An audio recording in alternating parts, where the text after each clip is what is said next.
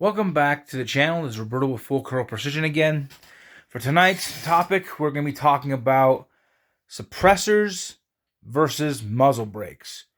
Which muzzle device is best for you?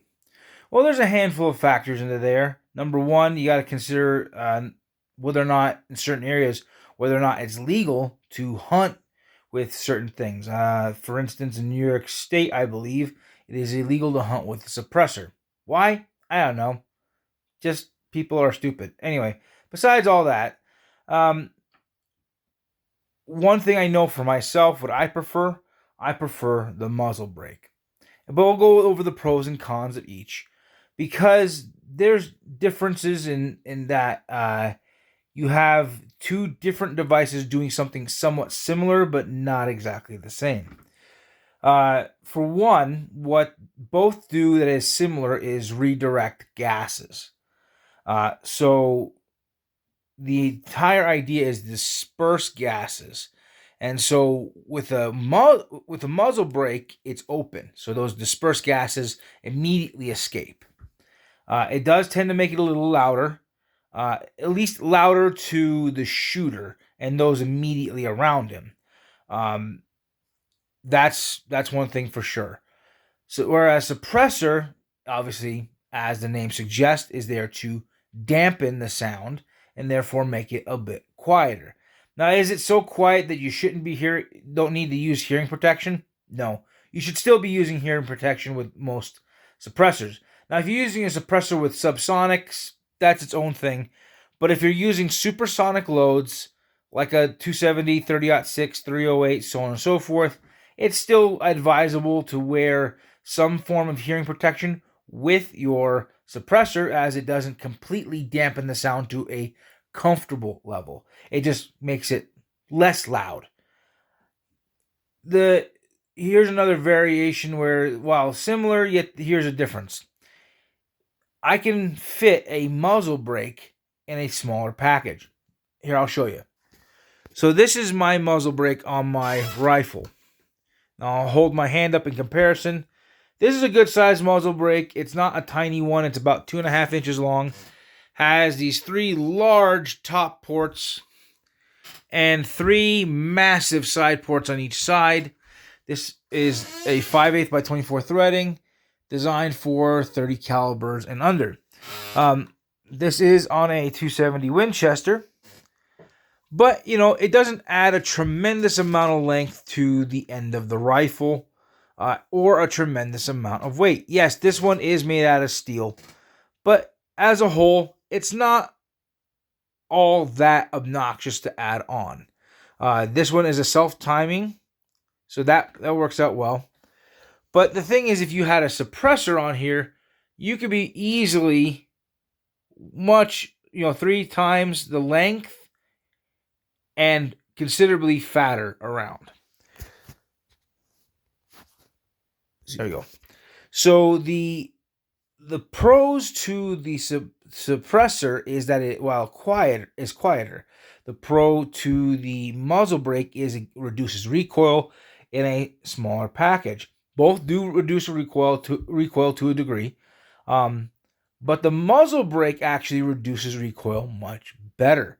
And it also keeps your barrel a little cooler. When you use a suppressor, while it does dampen sound and reduce a little bit of recoil, it also holds onto the heat, especially when you use a shorter barrel, because more of that unburnt powder is getting consumed inside of your suppressor. So when you're trying to go with, let's say, here's another difference.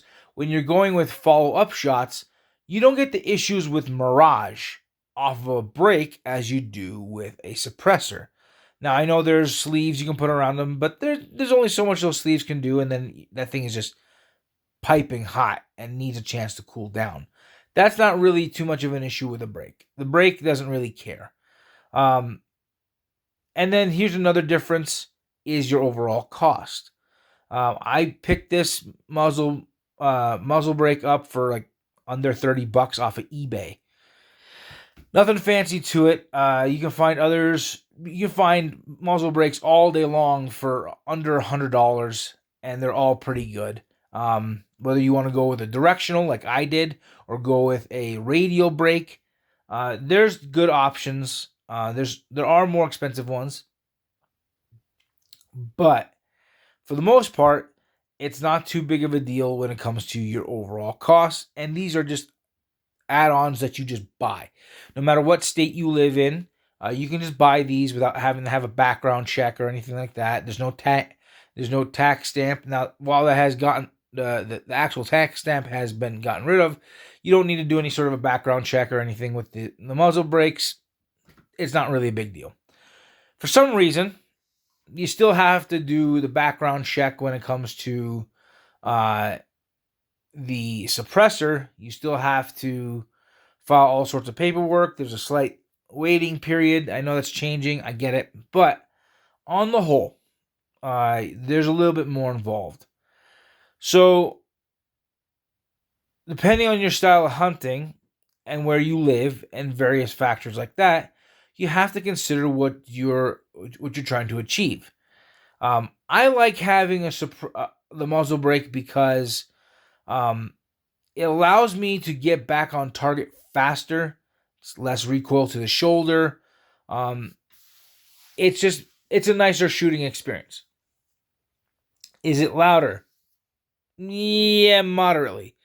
But at the same time, it's comfortable for me. I like it. Every animal shot with this, you pull the trigger and you're still on the animal. The rifle stays in its place. This makes it really nice to use. Suppressors are really fun to use as well. Just that there's a little bit more involved. So yeah. Excuse me. It's been a long week. But yeah, for myself, I actually prefer to wear good hearing protection and then use the muzzle brake over using a suppressor. Because I'd rather have a longer barrel with a brake than have a shorter barrel with a suppressor. It's because where we hunt, we have a variety of terrain, and most of it is open and longer shots. It's our pretty average length distance. So we shoot out here 200 yards, 200 to 250 yards all day long. It's pretty common.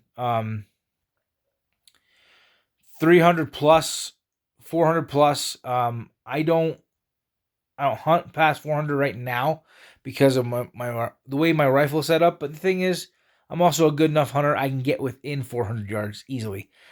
I don't care what people want to say. Oh, you can't get within 400 yards of a certain animal. I know how to get within 400 yards. Even those obnoxiously tough pronghorn and big elk. Yeah, I know how to get close. So I learned how to sneak around in the woods in New York. You know how loud it is and how hard it is to sneak up on a deer in areas where they're filled with oak leaves and maple leaves? That stuff is difficult to crawl around in. Very loud, very crunchy. So if you can do it there, out here, not that big of a deal. So I'm okay with that. And then the other thing too is these, like I said, cost factor. Maybe you don't have the money for a good suppressor, but you can have money for a good muzzle brake. So adding all things into consideration, is one better than the other? No, they're just different. And so I'm not going to say that there's anything wrong with having a shorter barreled rifle with a suppressor. And I'm not going to say that there's anything wrong with having a longer barrel with a brake.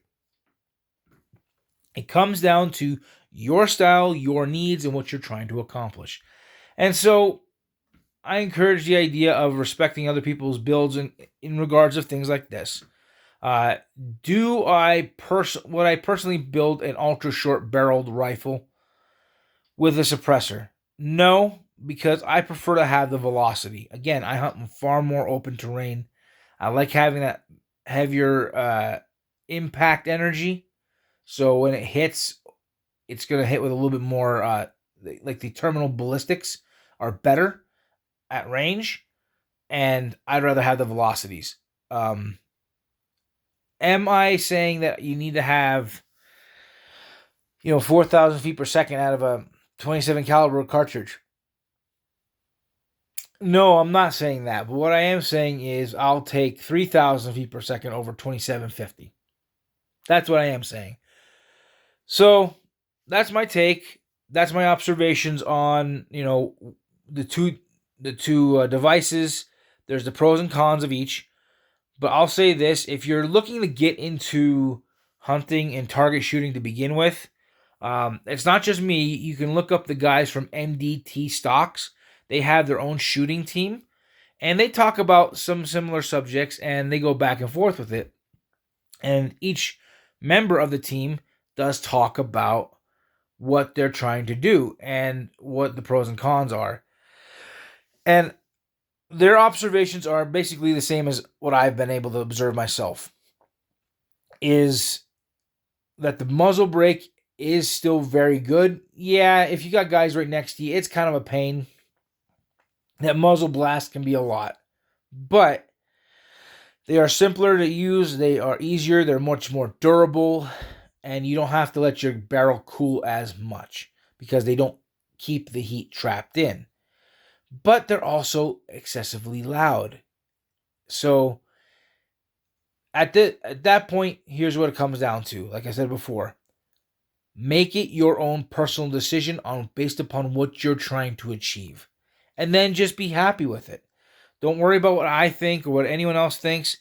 Just shoot your way. As long as you're doing it ethically, it doesn't really matter.